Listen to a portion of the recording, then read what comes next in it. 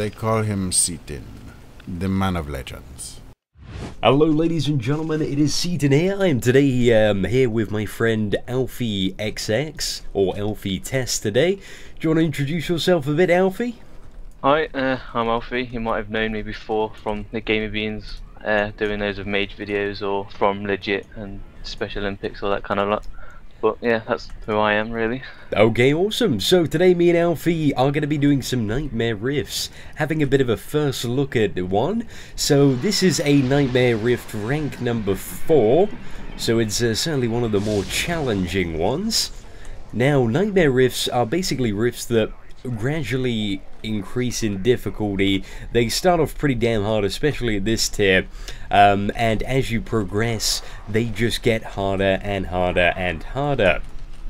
So this one I believe is tailored to our level and is kind of like the standard fresh 65 one. So we're gonna see how we fare today. As you can see, you know, it's just gone up one phase and the mob's health has increased already by 20%. The damage output is also fairly significant as well. Gotta admit, it does look pretty cool. I mean, like those before. Exactly. Let's get a bit of a out of it. yeah, a bit of a close-up on the Nightmare Rift itself. So it's a very sort of a weird tentacly, eye-believe thing that just pops out of the sky. I believe these are actually going to be available in all of the zones, so these are going to come to lower zones like maybe Silverwood in a random fashion. They can also be done at endgame, currently on the PTS via an instance scenario, so that people don't sort of come in and, you know, sort of screw up the scaling a bit for you. And they can also be done in the open world, but I believe when you get to live, the instance may not be available for the first few months, or it may cost, you know, quite a bit of currency to actually get an instance lore. Now, one of the things you're also going to notice are these kind of power-ups throughout the Nightmare Rift. So what you can do is they all do various things. So this one I can cast on Alfie and it increases his damage, so he can absolutely wreck through these mobs here. You'll also notice that there is a little bonus bar on sort of the Rift icon. Now, the quicker we complete a stage, the more that bonus bar fills up, and the better rewards we get from the Nightmare Rift overall. I believe every time we fill up that bonus bar, we get a nice little, well, you get some, what are they called, Alfie? Wisps of victory or loot or something to spawn? I get loot, but I believe, you'll see later, you'll get a buff which increases your rep gain for 60 seconds or something like that. So you get double percent rep gain at that time. Oh, that's very cool. So as you do sort of increase, you know, you get increased rep gain, and basically the thing I really like about Nightmare Rifts is they're not like Hunt Rifts in the fact that there isn't any cut-off point. So in, you know, like Hunt Rifts, for example, or Greater Hunt Rifts, if you didn't get to stage 5, then you essentially wouldn't get any reward for doing the Rift. In Nightmare Rifts, there are constant rewards that are based off performance, so if you do better, then you will get more loot. So that's really, really awesome. I love that ability, the power beam, it's the best. Exactly, yeah, you just put a beam between yourself and it's not dealing too much damage, only about a K per tick, but you know, all damage is useful. We better clear up this phase pretty damn fast. Got 15 seconds on the clock, so we're still managing pretty well. We could use a bit of a break though, just to heal up. I mean, before, the power-ups just absolutely wrecked everything, and I mean, you could just use one power-up per stage and just kill a stage in like a few seconds. So it's definitely much better now that they don't do as much damage, and they don't use the bosses either. One of the very cool things about power-ups is they both provide a passive and on-use ability. So I believe they will last 20 seconds and have some sort of passive, and then you can sort of click a reactive and they have a totally different effect. Like the one I have at the moment gives me a flat damage boost, but then I can click it to drop an AoE, which I believe is actually fairly weak, so we're probably just going to try and maximize the use of the damage boost on this one, just to dot everything up. Actually, yeah, we could just have enough time there to drop attack for AoE. And got to avoid those laser beams coming out of that mob. So as you get deeper and deeper, the mechanics just on normal mobs just tend to go a bit crazy and very nightmarish. Like that guy's got beams orbiting him, which deal a large amount of damage, and those just come out of completely random mobs. Now, one of the things that we haven't seen yet, which I'm quite surprised, is actually a boss phase.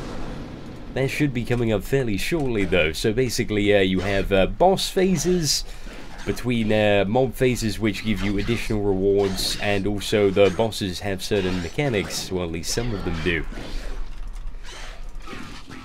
Okay, there you go, Alfie. You got the power up. Yes, babe. No worries. So we've still got 3 power-ups left, so we should be pretty good. Yes, definitely. This looks like it's going to be a fairly quick boss phase. 1.2 million. Got to get on that Zergen hype here. Don't want to go in that. Should have... I see that we're just getting closer and closer to the timers, so we're going to have to keep pushing the DPS here. I mean, I've even got test raid gear on as well, and this is getting pretty hard at level 65 rank. Exactly, rank 4 yeah. one for us. So not only do these rifts have, like, I mean, like, just the standard mobs have already gone up from, like, 200k, now they are on, like, 600k plus. And we're not even into stage, like, 20-something, and it's almost, quadrupled in health. And the damage is no laughing matter either. I mean, you're getting absolutely smacked.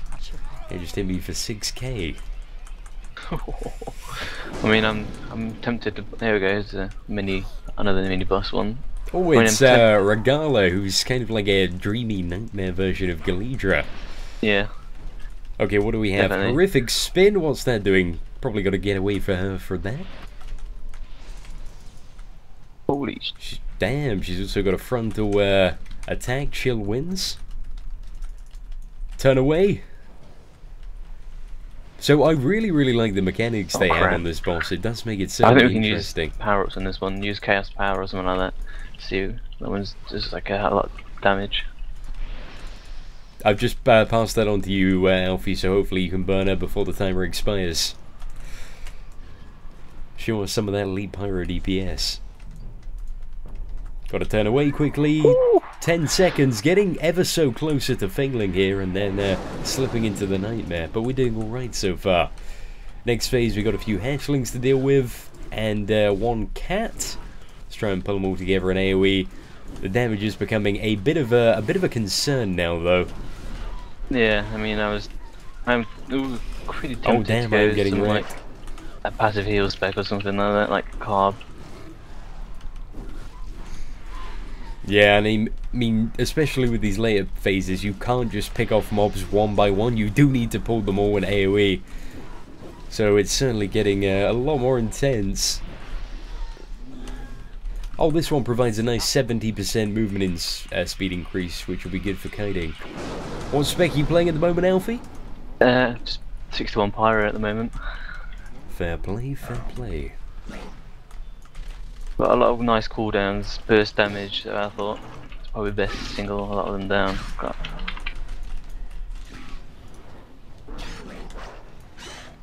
Gonna use the old Phantom Stream, which was one of the 65 mastery abilities, just to quickly top myself up. Probably gonna have to use another power up. Now we got the laser beam one, okay. Ooh, I think I might need to buy some parts in a second. Yeah, I'd probably suggest switching to Harbinger. We probably really need that now with the additional healing. And we've gone deep into that.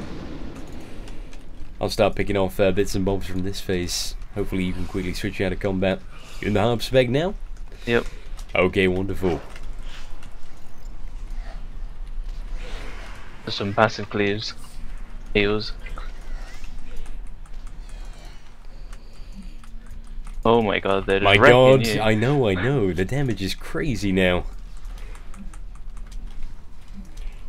I've almost got my big heal off cooldown, so I'm just... No, the lightning strike got me from the thralls. Hopefully you can finish them off. And then I can quickly soul walk during the next phase. But ladies and gentlemen, you can see how really difficult it is. God. Especially for... Bloody wrecks that does. Indeed it does. So that is where our first sort of look at the Nightmare Rifts ends then. So we got to face 16 on one of the 65 rifts, which I think is pretty good. It's just, I find them just incredibly fun and challenging. What I'm really looking forward to is doing it with like a more organized 5 or 20 man group when the scaling goes up even more, but you know, we'll have assets like a healer and a tank to make everything flow a bit more smoothly. So I maybe look forward to doing a video on that in the future.